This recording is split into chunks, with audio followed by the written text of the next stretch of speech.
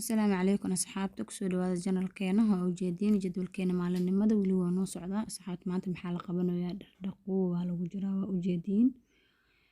dharkiyan dhaqooya hadda kuwaan meesha qalajisadaan kasoo bixiyay qaarka kaleetood waxaa waaye haafka kale meeshaan geliyay qaarkood way dhaqmooyaan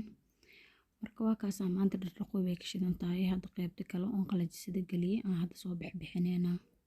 waa kaas hadda dharka dhan qaleel waaye hadda waxaa rabaa inaan soo bixiyo waana dhaqooya waana gelinoya waana laalaaboya wiilkayga ay caawinooyo ilaahay ii dhaafo dharka rabnaa inaan hadda inta ku shubno dharka dhan qaleel waaye waxaa waaye marka dharka saaid u badan yahay guurinkii iyo wixii oo dhan markaan soo guureynay dharkii iyo wixii dhan waa la isku dhex qasay inaan kala bixiyo dhaqo oo qasaalada guriga taalo ku dhaqo wax badan ay ugu qaadanaysaa dharka markuu wasaqaaya gurigana waxaa waaye jadwalka dhan kuuma toosaayo marka dharkii raba inaan hal mar aan isdhaafiyo oo labadii soo baxda markaas aan cagta u saaro haddii ilaahay ka raali noqdo bacdaasaan ku gurooyaa markaan laalaabo haddii intaan dhan qaleel waaye fiidiyooga waxaa waaye qaarna waa idinla socodsiiyey qaarna maaragtay waqtigaaba ii saamixi waaye marka hadda waa kaasaa asxaabay hadda qaybta kale aan laalaabaynaa hadduu ilaahay ka raali noqdo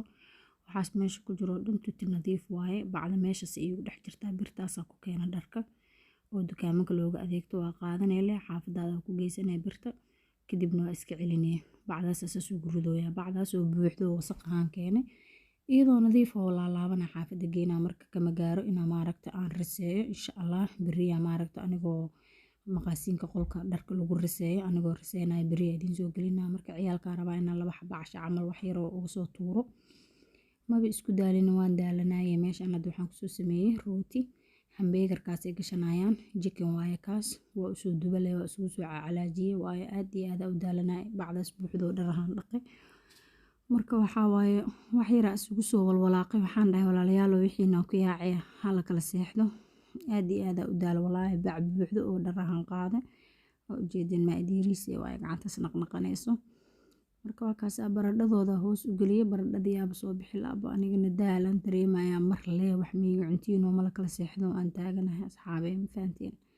waxaa waa inay gaajo igaaga seexdaan aan diidaya marka intaa maqnaay ayaga waa ismaamulayaan ma fahanteen filinjeerkaas iyo wixii ku jiray meelahaas la iska qararafeenaya marka alxamdulillah shukr bil caalamiin rootigodaas ay cunayaan iyo chickenkaas ay saaranayaan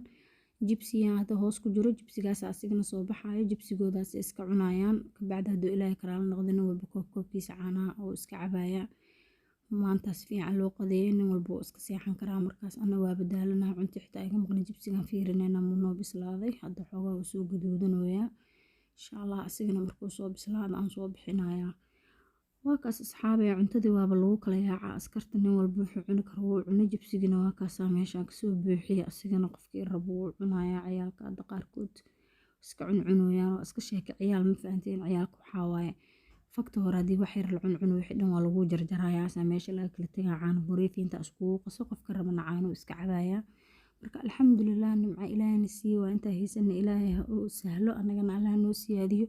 insha Allah jadwalkeena qaybta